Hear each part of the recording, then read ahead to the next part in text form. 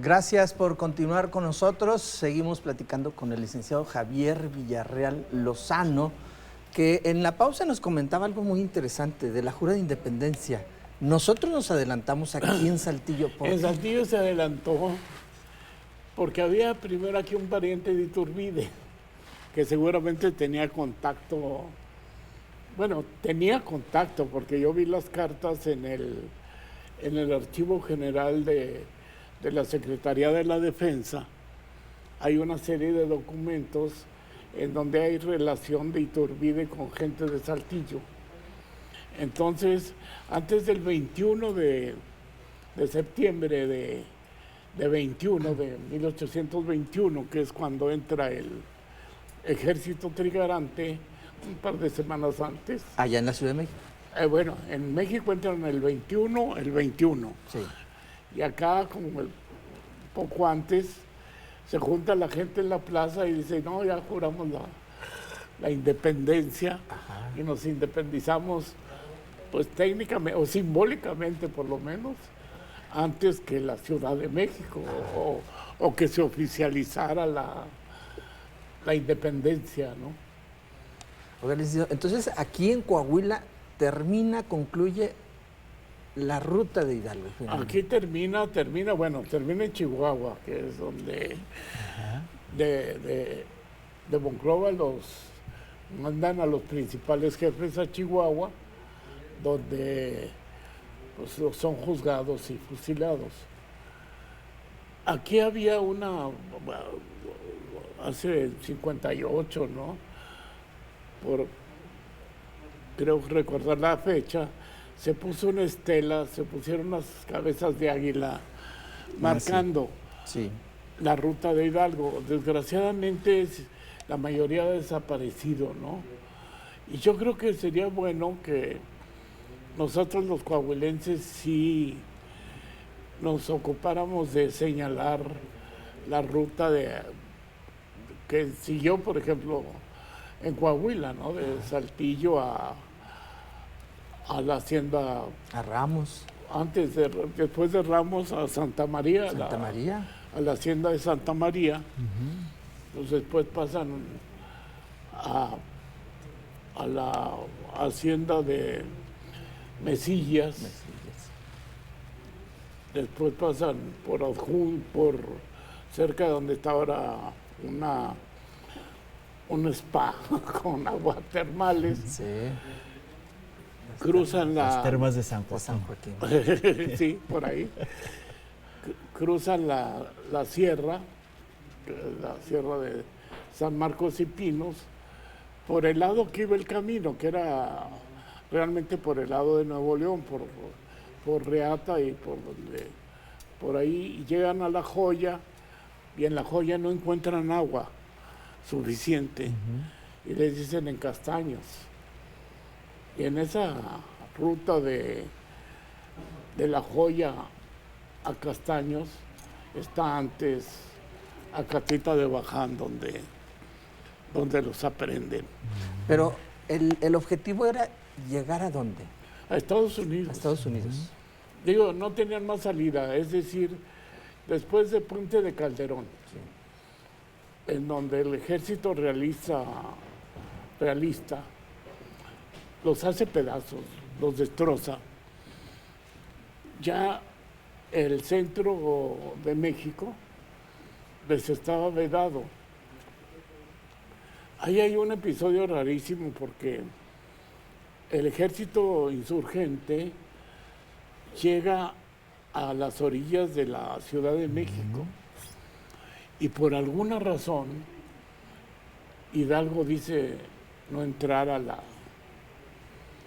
ciudad, quizá temiendo lo que pasó en Guanajuato, porque bueno, aquello era un ejército, pero era un ejército de nombre, ¿no? Sí. Era una chusma que se desbocaba y cuidado de lo que pasaba, ¿no? Dicen que eso hizo que Hidalgo se retirara de la Ciudad de México y no entrara.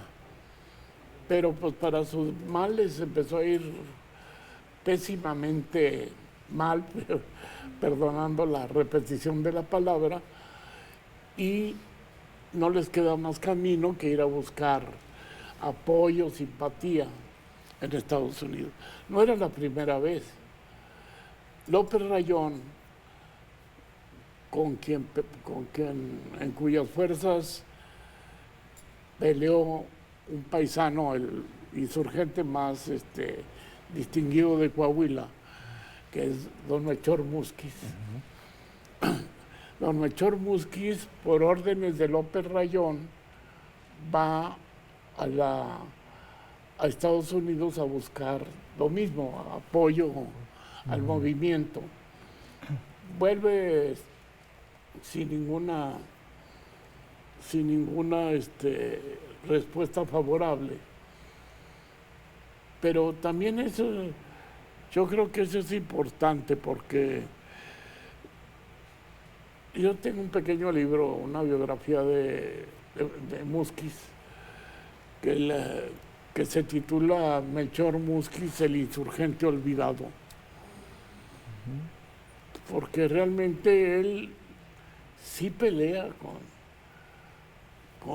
contra los realistas. Primero con López Rayón y después en Veracruz, donde lo detienen y lo meten a prisión y lo condenan a muerte. Pero después le dan una amnistía a condición de que se fuera a Monterrey, donde estaba un hermano de él. Pero en Salinas Victoria, él es el que proclama la independencia en Nuevo León. Y llegó a presidente de la República, un hombre pues que desgraciadamente de esos que no abundan, porque además de haber sido presidente de la República, etcétera, etcétera, muere muy pobre, tanto que su viuda tiene que instalar una escuela de niñas para poder sobrevivir. Un auténtico ejemplo, ¿no? Sí. De honestidad. Una escuela de niñas a la que va Concha Lombardo, extrañamente, que la admiraba mucho, la esposa de Miramón, que fue después esposa de Miramón.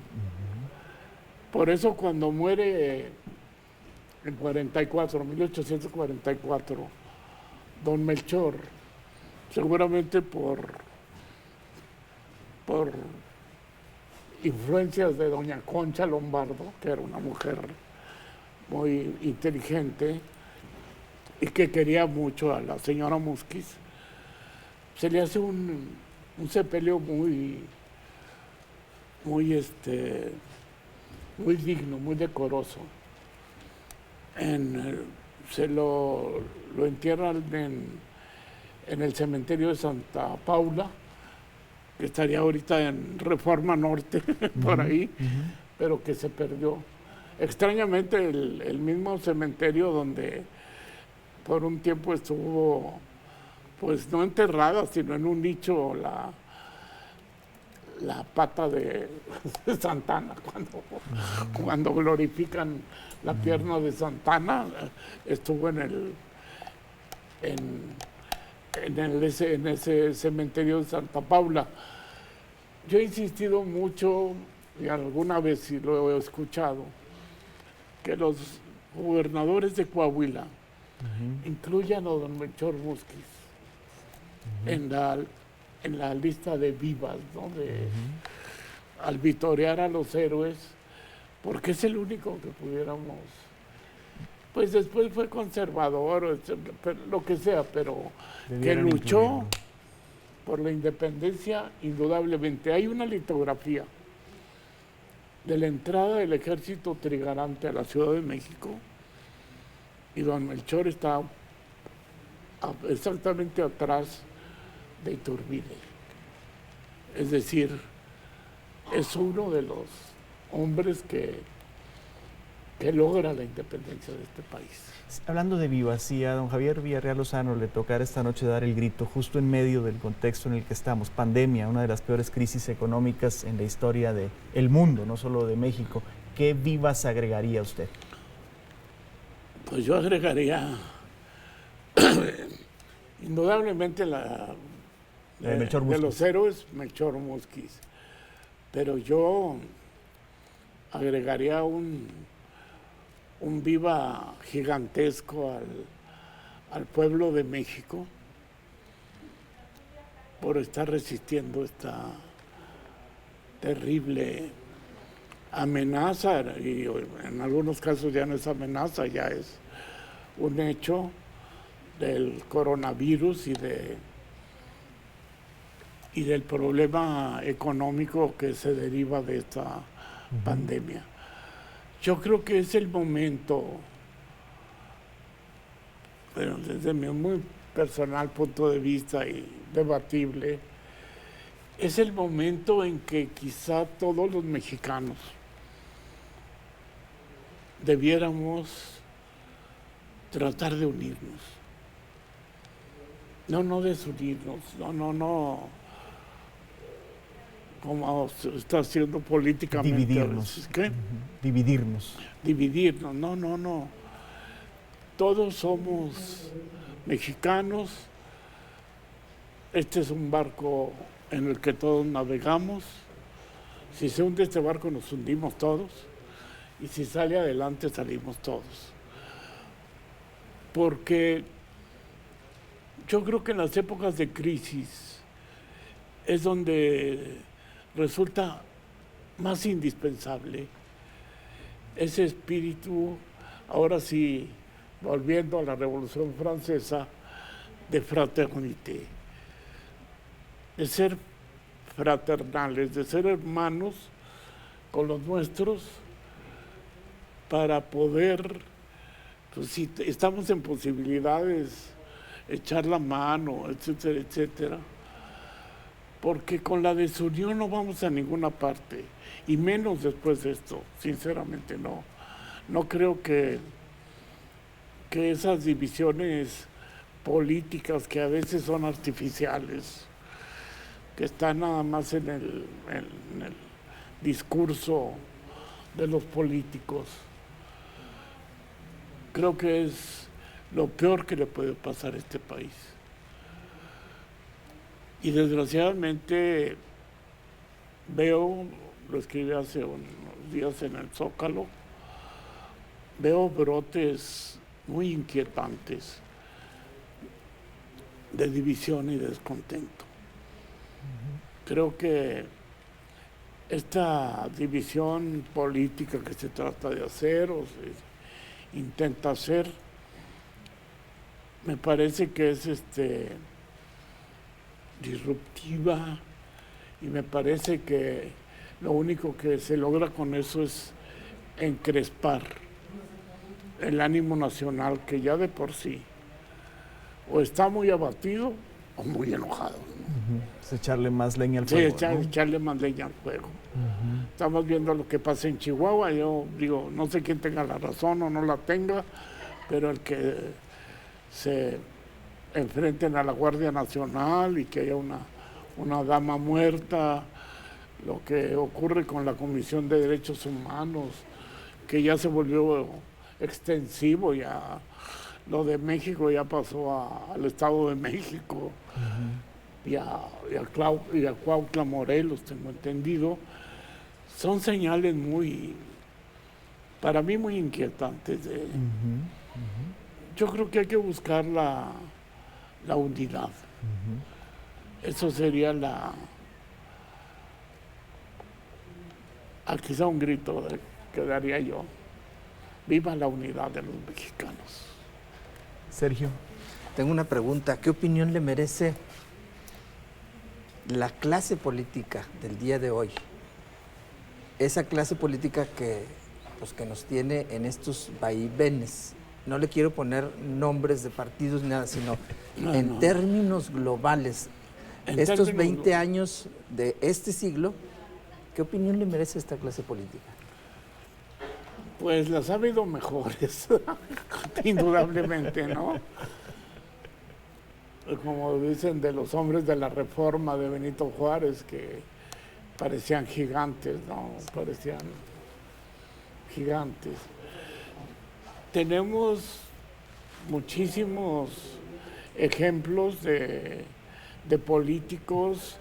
Bueno, hablábamos de Melchor Musquiz. Don Javier, vamos a tener que programar una entrevista para más adelante. Una disculpa, en este momento tenemos que enlazarnos a la ceremonia del grito de independencia que encabezará el gobernador del estado de Coahuila, ingeniero Miguel Ángel Riquelme Solís. Despedimos transmisiones. Gracias por acompañarnos esta noche en Telezócalo Nocturno.